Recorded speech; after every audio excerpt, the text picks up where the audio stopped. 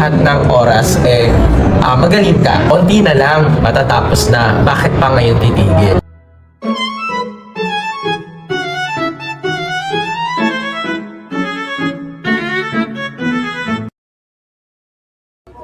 What's up, Lawins? Welcome to Boo High School Podcast, where we take you inside the life of a senior high school student.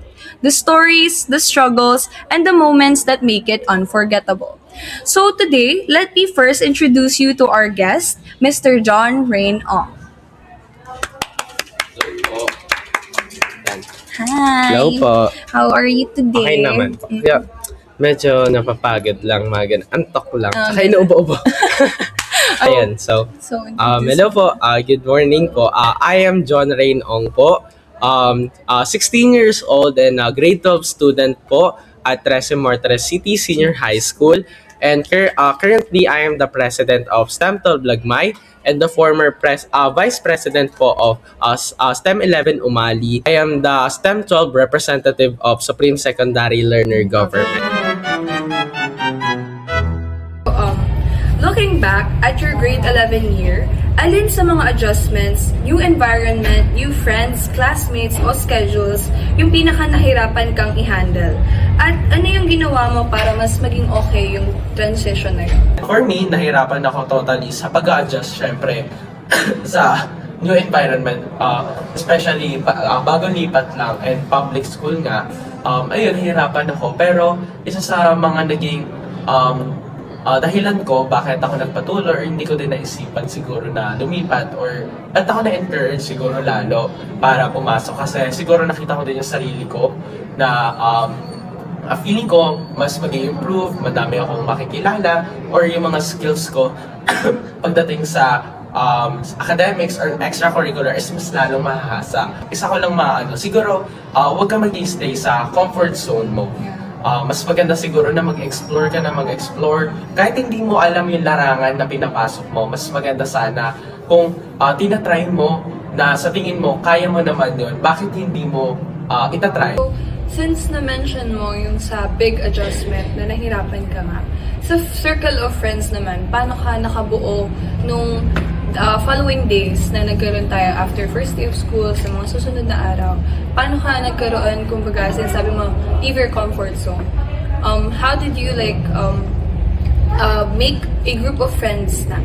Ang kasi doon, nung una, tawag dito, ang nangyari kasi noon, katabi ako noon, pwede pa maganda yung pangalan? Ayun, si Serge, katabi ko noon, tapos si Nad. So, pad paper daw na intermediate. Akong pad paper noon. Hindi, napilitan ako na makipag-usap noon kasi syempre, nung talaga, first to second subject, wala akong pinakausap. Kasi nakaupo lang ako, sabay nakagano. Wow, introvert! Nakabads ka pa yun. Oo, tapos, ayun, naging ako, sabi ko, meron ka pong intermediate pa. Ayun naman ako. Ganon. Tapos sabay, hirap lang ako nun mag-adjust kasi yun nga, mag-environment. So parang na-intimidate ako sa kanila. So wala akong masyadong naging friends agad nun. Pero eventually naman, ako na din yung nagre-reach out sa kanila. Kasi ako naman, when it comes to friends naman, okay naman ako. Okay ang makipag-friends, wala akong problema, wala akong pinipiling kaibigan as long as magka-humor and hindi comfortable din tayo sa isa't isa kasi yun naman yung importante, di ba? Tsaka siguro, isa din sa mahalaga, hindi lang siguro sa college journey or ngayon pa lang sa senior high school is dapat nakakahanap ka talaga ng circle mo na kung saan komportable ka, kung saan matutulungan ka nila. Sila din naman yung, at the end of the day, sila din yung makakatulong sa'yo. So, next question. So, second question, sa experience mo, gaano ba kahalaga ang grades para sa'yo noon? Motivation ba siya or source of pressure? At paano nagbago yung perspective mo sa grades habang tumatagal ka sa senior high? For me, na-realize ko ngayon senior high is, nung grade 11 ako is, siguro, na-encourage ako sa mga nakikita ko. Syempre, lahat ng kaklase ko is nagpupursige, competitive sila when it comes to grading.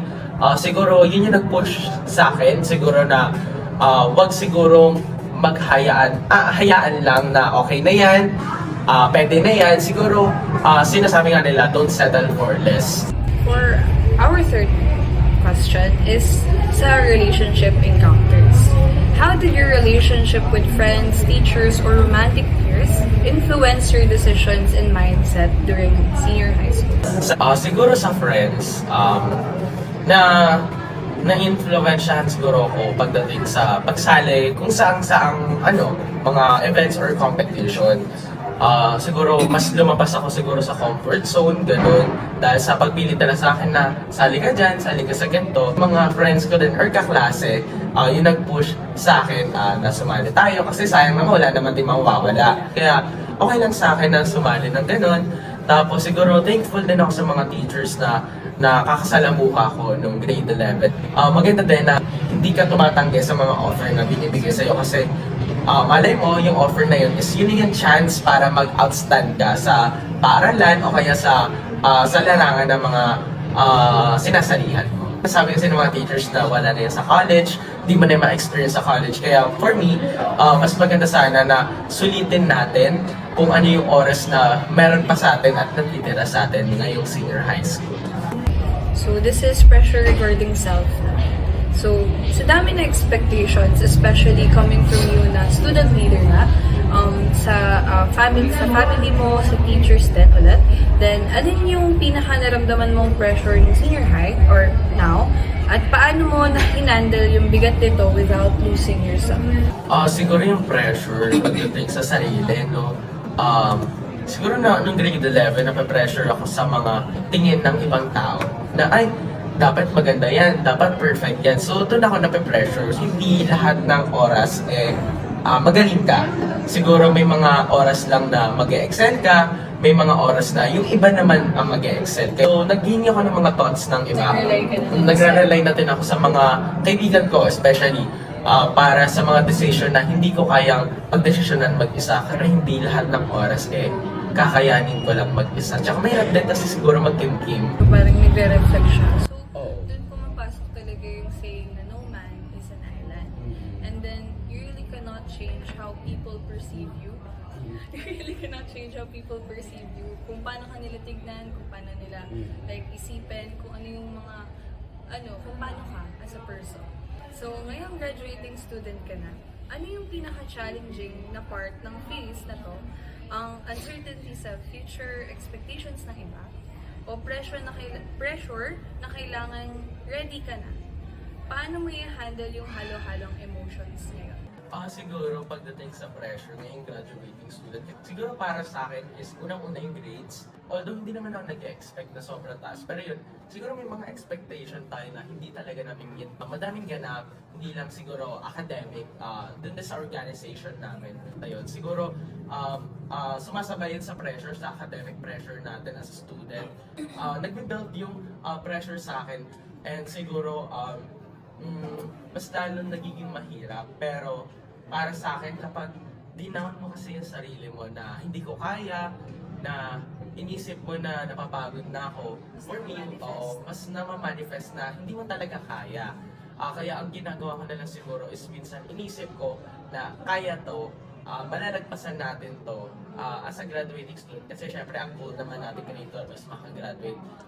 Onti na lang matatapos na, bakit pa ngayon titigil? Kasi imbes na i-down natin sarili natin, why not i-uplift natin or encourage natin sarili natin na do better? So yun, na-mention mo naman yung sa organization na pressure na nadadagdag nito sa'yo and kung paano ka naapektuhan dun sa mga extracurriculars na yun, organizations. Paano mo hina-handle naman yung sa organization lang mismo, yung pressure na dala nito sa'yo? Mas mahirap siguro dahil meron tayong organization at the same time, for me, mas lalo na-foster yung siguro yung galing, mas lalong nakahasa yung leadership skills kapag dumadaan ka sa mga times na sobrang hirap, dumadaan ka sa times na parang sino pa ba yung kakapitan ko, sino pa ba yung pagtatanungan ko pagdating sa mga problema na dinadala kapag may event tayo. Kaya para sa akin, hindi sana natin iniiwasan yung mga problema. So, ayun lang naman po. And that wraps up today's episode of Buhay School here on Moni Muni. Thanks for spending your time with us, Mr. John Rain Ong, and being part of the conversation. Until next time, keep reflecting, keep learning, and keep moving forward.